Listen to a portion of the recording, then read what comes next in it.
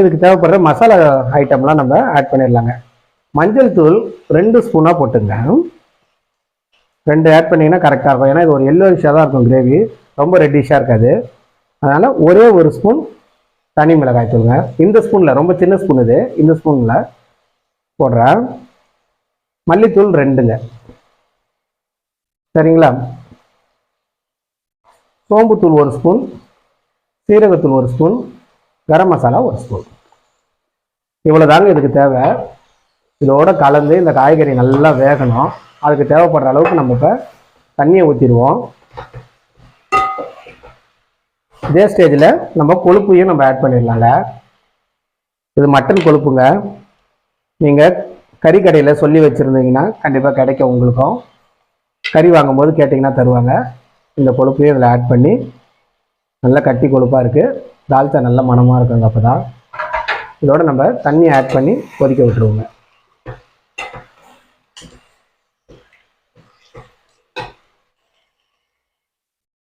தேவைப்படுற அளவுக்கு தண்ணியை நீங்கள் இப்போ ஆட் பண்ணிவிடுங்க. ஒரு 1/2 லிட்டர் குறையாமல் நான் தண்ணி ஆட் பண்ணியிருக்கேன். இப்போ மூடியை போட்டு இதை நல்லா வேக வச்சிடலாங்க.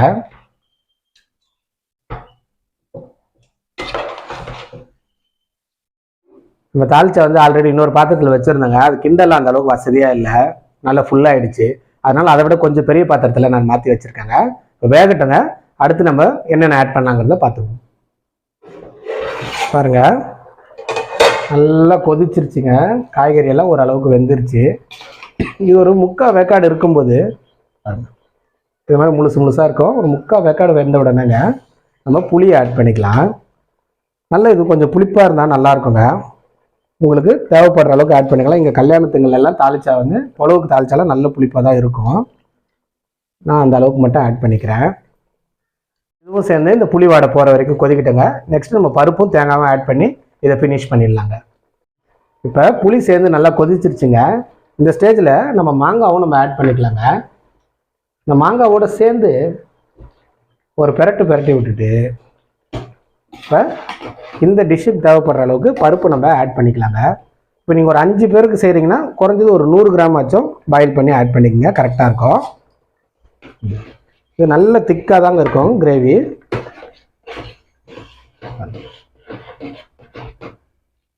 இது ஒரு கொதி வரட்டும். அதே ஸ்டேஜில் நம்ம என்ன பண்ணுறோன்னா தேங்காவும் ஆட் பண்ணிடலாங்க.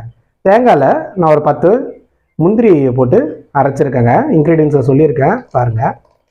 ஒரு பாதி அளவுக்கு நம்ம இதில் ஆட் பண்ணி எடுத்து வச்சுக்கோம். இந்த டிஷ்ஷுக்கு இது போதும். அவ்வளோதாங்க. இது நல்லா கொதிக்கணும். இந்த ஸ்டேஜில் நீங்கள் திக்னஸ் பார்த்து தண்ணி எதாவது ஆட் பண்ணாலும் சுடு தண்ணி ஆட் பண்ணிக்கோங்க. இது நல்லா ஒரு கொதி வந்தோடனே ஒரு கொத்து கருவேப்பிலையை போட்டு நம்ம இறக்கிட்டோம்னா சூப்பரான நாகூர் தால்ச்சா ரெடி ஆகிடுங்க. இந்த தால்ச்சா புலவோட ரொம்ப சூப்பராக சூட் ஆகும். நல்லா ஒரு 2 நிமிஷம் கொதிக்கிட்டுங்க, பார்க்கலாம். ஓகேங்க, தால்ச்சா இப்போ ஃபுல்லாகவே ரெடி ஆகிடுச்சு. திக்னஸாக இருக்கணுங்க. அப்போ தான் உங்களுக்கு தால்ச்சா புலவுக்கு சாப்பிடும்போது நல்லாயிருக்கும். நல்லா காய்கறியெல்லாம் இந்த மாதிரி முழுசாக இருக்கணும். நல்லா வெந்துருட்டுவேன். நான் கொழுப்பு ஆட் பண்ணியிருந்தாலும் டைரெக்டாக ஆட் பண்ணிட்டேன். நீங்கள் எலும்பு ஆட் பண்ணுறதா இருந்தால் ஃபஸ்ட்டு ஒரு 5-6 விசில் நீங்கள் நல்லா குக்கரில் போட்டு வேக வச்சுட்டு அப்புறம் ஆட் பண்ணிங்கன்னா கரெக்டாக இருக்கும். ஒரு கொத்து கருவேப்பிலையை போட்டுங்க. நம்ம அடுப்பு அணைச்சி இதை நல்லா மூடி வச்சிடலாங்க. பாருங்கள், ப்ரெஷர் ஃபுல்லாக இறங்கிருச்சு. இப்போ இந்த புலவு எப்படி வந்திருக்குன்னு நம்ம பார்க்கலாம்.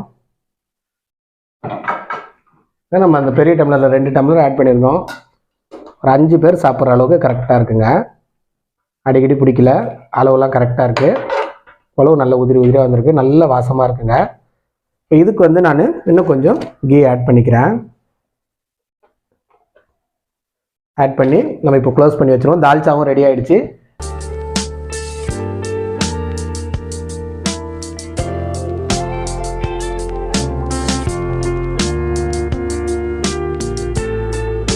நாகூர் கல்யாணங்களில், முஸ்லீம் வீட்டு கல்யாணங்கள் எல்லாம் நல்ல ஃபேமஸான இந்த நெய்சோறும் சொல்லக்கூடிய புலவும் தாளிச்சாவும் நம்ம இன்னைக்கு எப்படி செய்யறதுன்னு பார்த்துருக்கோங்க. நீங்களும் உங்கள் வீட்டுங்களை ட்ரை பண்ணி பாருங்கள். நல்ல டேஸ்டியான டிஷ், அதே மாதிரி நம்ம ஹெல்த்தியான டிஷ்ங்க. அதனால் நீங்கள் எல்லாரும் கண்டிப்பாக ட்ரை பண்ணி பாருங்கள். நல்லா வந்திருக்கு, உங்களுக்கும் நல்லா வரும். சேம் ஸ்டெப்பில் ஃபாலோ பண்ணிங்கன்னா சூப்பராக வந்துருங்க. இன்னொரு நல்ல டிஷ்ஷோடு வந்து உங்களை சந்திக்கிறேன். அதுவரை உங்களிடமிருந்து விடைபெறுவது உங்கள் தினேஷ் கிருஷ்ணா.